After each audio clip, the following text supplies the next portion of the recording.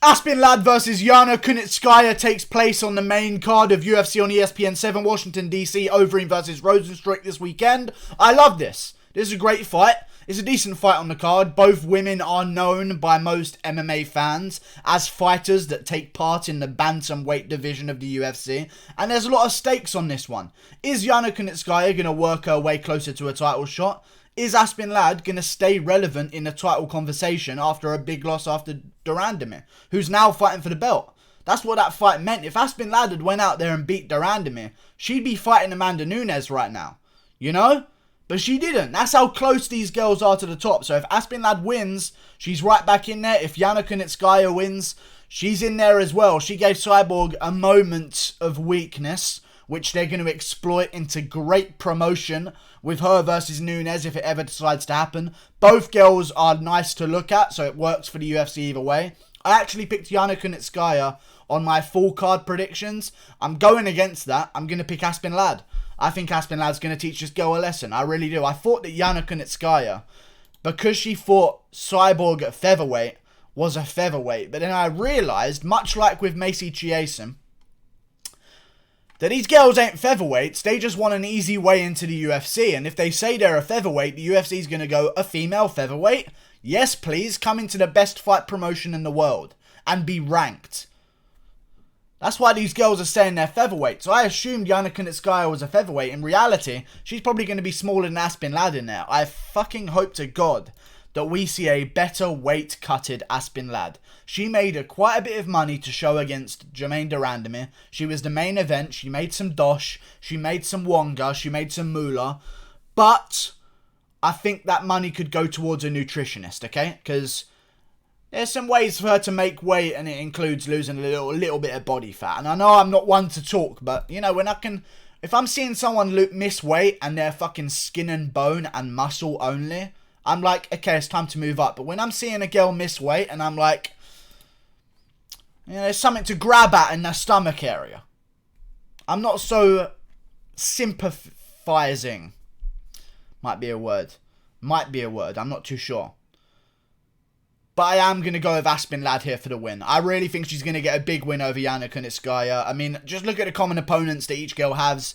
This is why I really changed my mind here. Aspen Ladd, similar size to Yana, probably going to be the bigger girl in the cage.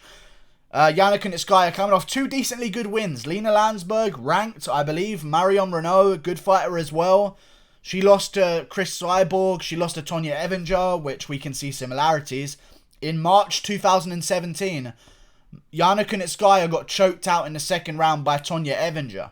Just 1 year later, so in a similar time frame, Aspen Ladd floored Tonya Evinger and pounded her fucking head into the canvas in the first round.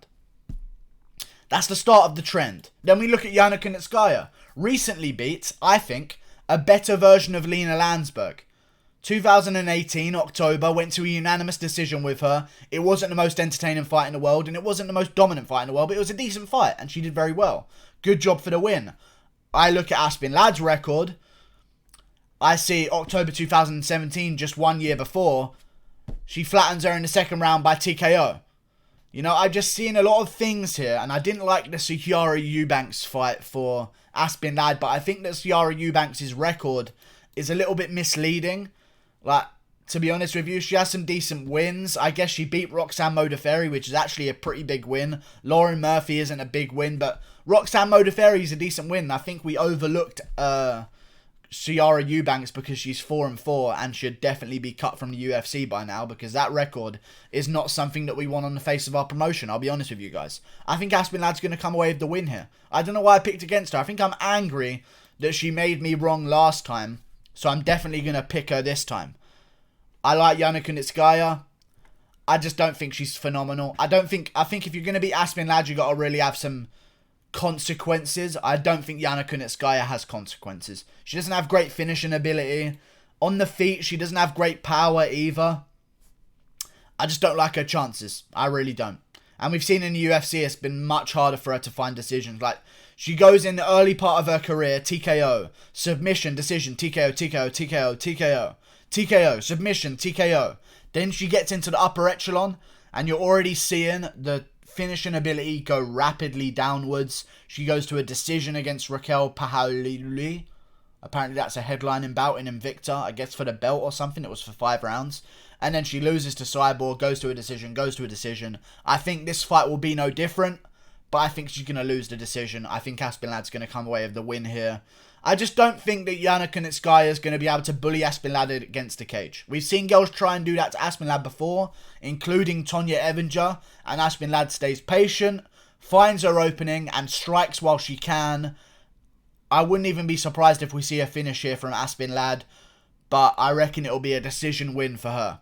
And if she wins, I mean, you're talking about a UFC bantamweight division right now. I mean, Nunes has kind of cleared the lot, you know what I mean? Like, I think the winner of this fight here, I mean, they're going to be at the very top of the rankings. So the winner of this fight, I believe, will be ranked number 4. If it's Aspen Ladd, she'll be ranked number 4. If it's Yana Kunitskaya, she'll probably be ranked number 5. So that's a good position to be in. And I think the best move they can make is maybe do the winner of Aspen Ladd, Yana Kunitskaya versus Ketlin Vieira, who I think already has a fight, so maybe not her. Or do the winner of Aspen Ladd, Yana Kunitskaya, which I think will be Aspen Ladd, versus the winner of Holly Holm versus Raquel Pennington. That way, either person's going to be guaranteed on a 2-fight win streak, and they'll be the next contender at women's bantamweight. Good job. But Ketlin Vieira, unnoticed at number 2.